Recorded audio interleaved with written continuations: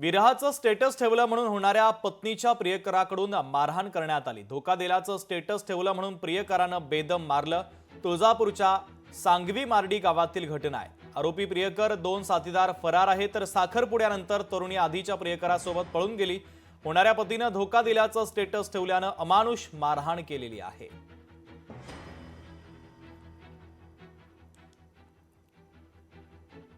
घरी असताना त्याला बाहेर बोलावून घेतलं, ये तुझ्याशी काम आहे म्हणून, आणि त्याला बळजबरीप्रमाणे 3 व्यक्तीने, रोहित बागडा आणि अजून 2 व्यक्ती याने 4 व्हीलर गाडीत टाकून सुरतगाव मार्गी सोलापूरला तिथे त्या मार्गी नेला आणि तिथं मारहाण केली। अशी मारहाण केली की संतोष देशमुख बीड तालुक्या जिल्ह्यातील अशी चालती त्या प्रकारचे मारहाण केलेले आहे।